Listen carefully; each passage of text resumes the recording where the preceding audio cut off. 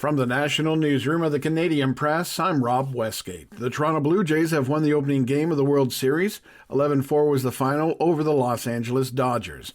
Jays manager John Schneider says the team navigated an impressive 9-run sixth inning. It's one out. You trust Barge to have a good approach to hopefully hit a sac fly. Then you get Vladdy against Banda. And Barge, man, he didn't budge. He was ready to go and hit a mistake pitch. So that was a little bit more than what we could have hoped for. That, of course, is Addison Barger, whose sixth-inning grand slam helped secure the win for an already confident Crew.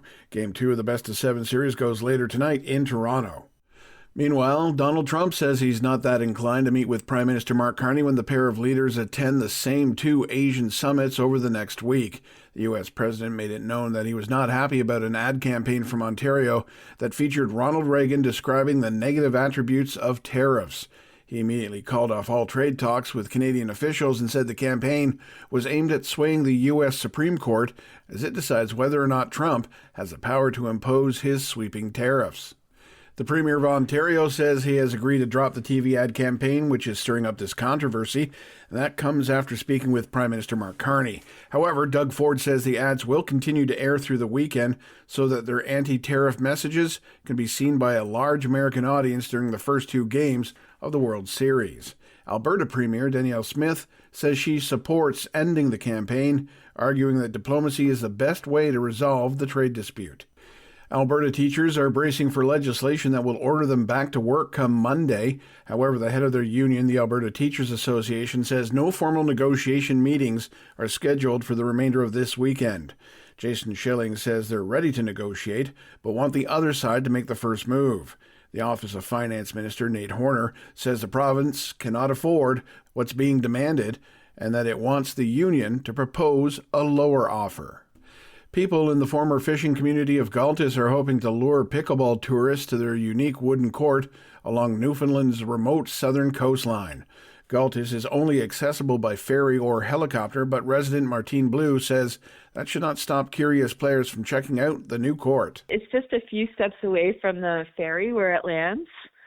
So you get to see the ferry and part of the community and the hills on the other side, and it's a really stunning location. Galtis lies on the southern coast of Newfoundland and was once a thriving fishing community, but now only about 70 people live there. And finally, in 2026, Bon Jovi will embark on their first tour in 4 years. The tour gets underway next July with, no Canadian stops as of yet. Their latest album, Forever, Legendary Edition, is out now. This is the Canadian Press.